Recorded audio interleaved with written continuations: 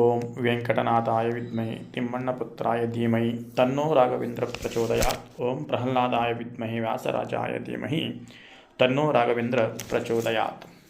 ಶತ್ರು ನಾಶ, ಶತ್ರು ಸ್ತಂಭನ, ಶತ್ರು ಕಾಟ. ನೋಡಿ ವೀಕ್ಷಕರೇ, ನಾನು ನಿಮ್ಮ ರವೀಂದ್ರ ಭಟ್ ಮಾತನಾಡ್ತಾ ಇರೋಂಥದ್ದು.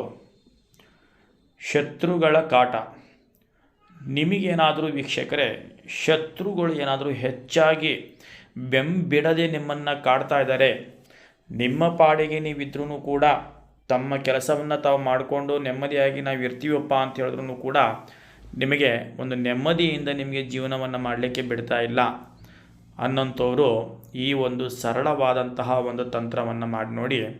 ಖಂಡಿತವಾಗಲೂ ಇನ್ನು ಜನ್ಮದಲ್ಲಿ ನಿಮ್ಮ ಶತ್ರು ನಿಮ್ಮ ತಂಟೆಗೆ ಬರೋದಿಲ್ಲ. ಜನ್ಮದಲ್ಲಿ, ಆಯಿತಾ?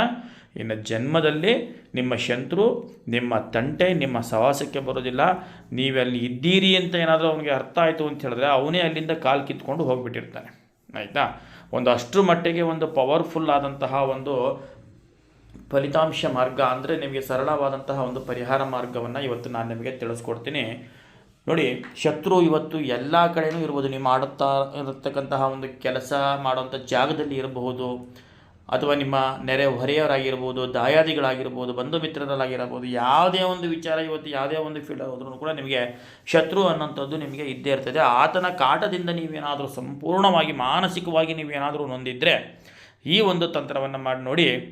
ಈ ತಂತ್ರವನ್ನು ಮಾಡಬೇಕಾದ್ರೆ ಮೊದಲು ನೀವು ಮಂಗಳವಾರದ ದಿನ ನೀವು ಇದನ್ನು ಮಾಡಬೇಕಾಗ್ತದೆ ವೀಕ್ಷಕರೇ, ಆಯಿತಾ? ಮಂಗಳವಾರದ ದಿನ ಮೊದಲಿಗೆ ನೀವು ಮಾಡಬೇಕಾಗಿರೋಂತಹ ಶತ್ರು ಸ್ತಂಭನ ಕಾರ್ಯಕ್ಕೆ ನೀವು ಮೊದಲು ಮಾಡ್ಕೋಬೇಕಾಗಿರೋಂಥ ಸಿದ್ಧತೆ ಏನಂದರೆ, ನಿಮ್ಮ ಶತ್ರುವಿನ ಮೊದಲು ಅವರ ತಲೆ ಕೂದಲನ್ನು ನೀವು ಸಂಪಾದನೆಯನ್ನು ಮಾಡ್ಕೋಬೇಕು. ಅಂದರೆ ಅವರ ತಲೆಯಲ್ಲಿ ಇರತಕ್ಕಂತಹ ಕೂದಲನ್ನು ನೀವು ತೆಗೆದುಕೊಳ್ಬೇಕಾಗ್ತದೆ. ಆ ಕೂದಲನ್ನು ನೀವು ಗೌಪ್ಯವಾಗಿ ಇಟ್ಕೊಂಡು ವೀಕ್ಷಕರೇ, ಮಂಗಳವಾರದ ದಿನ ಒಂದು ಮಣ್ಣಿನ ಒಂದು ಮಡಿಕೆಯನ್ನು ತೆಗೆದುಕೊಳ್ಳಿ, ಆಯಿತಾ? ಒಂದು ಮಣ್ಣಿನ ಮಡಿಕೆಯನ್ನು ತೆಗೆದುಕೊಂಡು ಆ ಮಡಿಕೆಯಲ್ಲಿ ನೀವು ವೀಕ್ಷಕರೇ ಕಲ್ಲುಪ್ಪನ್ನು ತುಂಬಬೇಕು ನೀವು, ಆಯಿತಾ?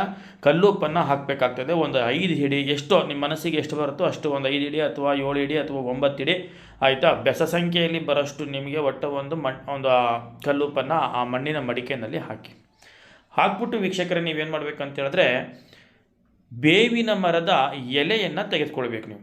ನಿಮಗೆ ಎಷ್ಟು ಜನ ನಿಮಗೆ ಶತ್ರುಗಳು ಇದ್ದಾರೆ, ಆಯಿತಾ? ನಿಮಗೆ ಯಾರೆಲ್ಲ ತೊಂದರೆಗಳು ಕೊಡ್ತಾ ಇದ್ದಾರೆ, ಯಾರೆಲ್ಲ ನಿಮಗೆ ಕಾಟವನ್ನು ಕೊಡ್ತಾ ಇದ್ದಾರೆ, ಒಂದು 5 ಜನನೋ 7 ಜನನೋ 10 ಜನನೋ 15 ಜನನೋ, ಒಟ್ಟು ಎಷ್ಟು ಜನ ನಿಮಗೆ ತೊಂದರೆಯನ್ನು ಕೊಡ್ತಾ ಇದ್ದಾರೆ ಅಷ್ಟು ನೀವು ಎಲೆಗಳನ್ನು ತೆಗೆದುಕೊಳ್ಳಿ. ಬೇವಿನ ಮರದ ಎಲೆಯನ್ನು ತೆಗೆದುಕೊಳ್ಳಿ.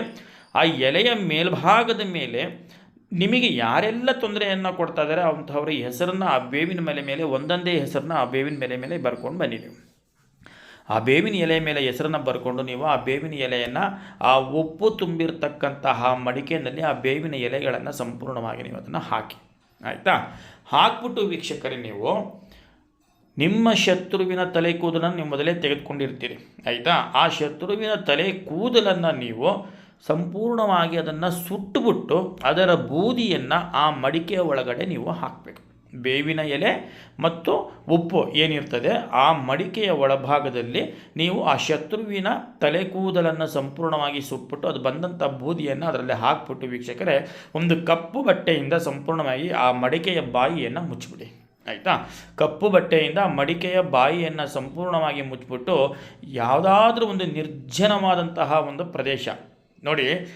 ನೀವು ಈ ತಂತ್ರವನ್ನು ಮಂಗಳವಾರದ ದಿನ ನೀವು ಸಂಜೆ ಸೂರ್ಯ ಅಸ್ತ ಆದ ನಂತರನೇ ಮಾಡಬೇಕಾಗತ್ತೆ. ಇದನ್ನು ನೆನಪಿನಲ್ಲಿ ಇಟ್ಕೋಬೇಕಾಗತ್ತೆ. ನೀವು ಸಂಜೆ ಸೂರ್ಯ ಅಸ್ತ ಆದ ನಂತರ ಅಂದರೆ ಹೆಚ್ಚು ಕಮ್ಮಿ ಒಂದು 6:30 ಮೇಲ್ಭಾಗದಲ್ಲಿ, ಆಯಿತಾ? ಸಂಜೆ 6:30 ನಂತರ ನೀವು ಈ ತಂತ್ರವನ್ನು ನೀವು ಮಾಡಬೇಕಾಗ್ತದೆ, ಆಯಿತಾ? ಆ ಮಣ್ಣಿನ ಮಡಿಕೆ ಏನು ನೀವು ಕಪ್ಪು ಬಟ್ಟೆಯನ್ನು ಕಟ್ಟಿರ್ತೀರಿ, ಆ ಕಪ್ಪು ಬಟ್ಟೆಯನ್ನು ಕಟ್ಟಿರೋಂತಹ ಮಣ್ಣಿನ ಮಡಿಕೆಯನ್ನು ತೆಗೆದುಕೊಂಡು ನೀವು ನಿಮ್ಮ ಮನೆಯಿಂದ ಸ್ವಲ್ಪ ದೂರದಲ್ಲಿ ಯಾವುದಾದ್ರೂ ಒಂದು ನಿರ್ಜನವಾದಂತಹ ಒಂದು ಪ್ರದೇಶ, ಅಂದರೆ ಜನಗಳು ಯಾರೂ ಓಡಾಡದಿರಬಾರ್ದು, ಆಯಿತಾ? ಅಂತಹ ಒಂದು ಪ್ರದೇಶಕ್ಕೆ ಹೋಗಿಬಿಟ್ಟು ಆ ಮಣ್ಣಿನ ಮಡಿಕೆಯನ್ನು ಸಂಪೂರ್ಣವಾಗಿ ಅದನ್ನು ನೀವು ಮಣ್ಣಲ್ಲಿ ನೀವು ಅದನ್ನು ಹೂತಿಟ್ಟು ಬರಬೇಕಾಗುತ್ತೆ. ಮಣ್ಣಲ್ಲಿ ಹೂತಿಟ್ಬಿಟ್ಟು ಬನ್ನಿ ವೀಕ್ಷಕರೇ. ಬಂದು ನೀವು ಮನೆಗೆ ಸ್ನಾನವನ್ನು ಮಾಡಬೇಕು. ಸ್ನಾನವನ್ನು ಮಾಡಿ ನಿಮ್ಮ ಮನೆ ದೇವರಿಗೆ ನೀವು ಸ್ವಲ್ಪ ತುಪ್ಪದ ದೀಪವನ್ನು ಹಚ್ಬಿಟ್ಟು ನಿಮ್ಮ ಮುಂದಿನ ಕೆಲಸ ಕಾರ್ಯಗಳನ್ನು ನೀವು ಮಾಡ್ಕೊಂಡು ಹೋಗಿ. ನೀವು ಈ ತಂತ್ರ ನೀವು ಮಾಡಿದ ಮೇಲೆ ನೀವು ನೋಡಿ ಬರೆದಿಟ್ಕೋಬೇಕು ಲೈಫಲ್ಲಿ. ಮತ್ತೆ ನೀವು ನಿಮ್ಮ ತಂಟೆ ನಿಮ್ಮ ಜನ್ಮದಲ್ಲಿ ನಿಮ್ಮ ಶತ್ರು ನಿಮ್ಮ ತಂಟೆಗೆ ನಿಮ್ಮ ಸವಾಸಕ್ಕೆ ನಿಮ್ಗೆ ಬರೋದಿಲ್ಲ. ಅವನು ಎಂಥ ಬಲಿಷ್ಠನಾಗಿರಲಿ, ಎಂಥ ಸ್ಟ್ರಾಂಗ್ ಮ್ಯಾನ್ ಆಗಿರಲಿ, ಎಂಥ ಬಲಾಢ್ಯನಾಗಿರಲಿ, ಅವನು ಹಣದಲ್ಲಾಗಿರ್ಬೋದು, ಯಾವುದೇ ವಿಚಾರದಲ್ಲಾಗಿರಲಿ, ಎಂಥ ಬಲಾಢ್ಯನಾಗಿದ್ರೂ ಕೂಡ ಅವನು ನಿಮ್ಮ ತಂಟೆ ನಿಮ್ಮ ಸವಾಸಕ್ಕೆ ಅವನು ಬರಬಾರ್ದು. ನಿಮ್ಮ ಹೆಸರು ಕೇಳಿದ್ರೆ ಅವನು ಸಂಪೂರ್ಣವಾಗಿ ನಡುಗೋಗಬೇಕು. ಅಷ್ಟರ ಮಟ್ಟಿಗೆ ನಿಮಗೆ ಈ ಒಂದು ತಂತ್ರದಿಂದ ನಿಮಗೆ ನಿಮ್ಮ ಶತ್ರು ಖಂಡಿತವಾಗಲೂ ಸ್ತಂಭನವಾಗ್ತಾನೆ. ಜನ್ಮದಲ್ಲಿ ಅವನು ನಿಮ್ಮ ತಂಟೆ ನಿಮ್ಮ ಸವಾಸಕ್ಕೆ ಬರೋದಿಲ್ಲ. ಇದನ್ನು ಮಾಡಬೇಕಾದ್ರೆ ನೀವು ಒಬ್ಬರೇ ಕುಳಿತುಕೊಂಡು ಮಾಡಬೇಕಾಗತ್ತೆ ಈ ತಂತ್ರವನ್ನು. ಮಂಗಳವಾರದ ದಿನ ಇದನ್ನು ಸೂರ್ಯ ಅಸ್ತ ಆದ ನಂತರ, ಅಂದರೆ ಸಮಯ 6:30 ನಂತರ ನೀವು ಈ ಕೆಲಸವನ್ನು ಮಾಡಿ. ಗೊತ್ತಾಯ್ತಲ್ಲ ನಾನು ಹೇಳಿದ್ದು? ಒಂದು ಮಣ್ಣಿನ ಮಡಿಕೆಯನ್ನು ತೆಗೆದುಕೊಳ್ಳಿ. ಆ ಮಣ್ಣಿನ ಮಡಿಕೆಯಲ್ಲಿ ಸ್ವಲ್ಪ ಕಲ್ಲುಪ್ಪನ್ನು ಹಾಕ್ಕೊಳ್ಳಿ. ಆ ಕಲ್ಲುಪ್ಪನ್ನು ಹಾಕ್ಕೊಂಡು ಬೇವಿನ ಗಿಡದ ಎಲೆಯನ್ನು ತೆಗೆದುಕೊಳ್ಳಿ. ಆ ಎಲೆ ಮೇಲ್ಗಡೆ ನಿಮಗೆ ಎಷ್ಟು ಜನ ಶತ್ರುಗಳಿದ್ದಾರೆ ಅಷ್ಟು ಎಲೆಗಳ ಮೇಲ್ಭಾಗದಲ್ಲಿ ಅವರ ಹೆಸರನ್ನು ಬರ್ಕೊಂಡು ಶತ್ರುವಿನ ತಲೆ ಕೂದಲನ್ನು ಸಂಪೂರ್ಣವಾಗಿ ಸುಟ್ಬಿಟ್ಟು ಅದ್ರ ಬಂದಂತಹ ಬೂದಿಯನ್ನು ಮಡಿಕೆ ಒಳಗಡೆ ಹಾಕಿಬಿಟ್ಟು ಒಂದು ಕಪ್ಪು ಬಟ್ಟೆನಲ್ಲಿ ಕಟ್ಟಿ ತೆಗೆದುಕೊಂಡು ಹೋಗಿ ಒಂದು ನಿರ್ಜನವಾದಂತಹ ಒಂದು ಪ್ರದೇಶದಲ್ಲಿ ಇದನ್ನು ಹಾಕ್ಬಿಟ್ಟು ಬನ್ನಿ ವೀಕ್ಷಕರೇ. ಖಂಡಿತವಾಗಲೂ ನಿಮ್ಮ ಶತ್ರು ನಿಮ್ಮ ತಂಟೆಗೆ ಬರೋದಿಲ್ಲ. ಆಯಿತಾ? ಇದನ್ನು ಒಳ್ಳೆಯದಕ್ಕೆ ಮಾಡ್ಕೊಳ್ಳಿ. ನಿಮ್ಗೆ ಯಾರಾದರೂ ನಿಮ್ಗೆ ಅತಿಯಾಗಿ ಕಾಟ ಕೊಡ್ತಾ ಇದ್ದಾರೆ, ಅತಿಯಾಗಿ ತೊಂದರೆ ಕೊಡ್ತಾ ಇದ್ದಾರೆ ಅನ್ನೋಂಥದ್ದಿದ್ದರೆ ಅಂಥವ್ರು ಮಾತ್ರ ಈ ತಂತ್ರವನ್ನು ಮಾಡ್ಕೊಳ್ಳಿ ವೀಕ್ಷಕರೇ. ನೀವು ಏನೇ ನಿಮ್ಮ ಜೀವನದಲ್ಲಿ ಏನೇ ಸಮಸ್ಯೆ ಇರ್ಬೋದು, ಏನೇ ಇರ್ಬೋದು ವೀಕ್ಷಕರೇ, ನಮ್ಮನ್ನು ಭೇಟಿ ಮಾಡಬೇಕು ಅನ್ನೋಂಥದ್ದಿದ್ದರೆ ದಯವಿಟ್ಟು ಡಿಸ್ಪ್ಲೇನಲ್ಲಿ ಕಾಣ್ತಾರಂತಹ ನಂಬರ್ಗೆ ಕಾಲನ್ನು ಮಾಡಿ ವೀಕ್ಷಕರೇ. ನೀವು ಇನ್ನೂ ನಮ್ಮ ಚಾನಲ್ಗೆ ನೀವು ಸಬ್ಸ್ಕ್ರೈಬ್ ಆಗಿಲ್ಲ ಅಂತ ಹೇಳಿದ್ರೆ ಈ ಕೂಡಲೇ ಸಬ್ಸ್ಕ್ರೈಬನ್ನು ಮಾಡ್ಕೊಳ್ಳಿ. ಹಾಗೆಯೇ ಈ ವಿಡಿಯೋವನ್ನು ನಿಮ್ಮ ಸ್ನೇಹಿತರಿಗೂ ಕೂಡ ಶೇರನ್ನು ಮಾಡಿ ವೀಕ್ಷಕರೇ. ನಮಸ್ಕಾರ, ಧನ್ಯವಾದಗಳು.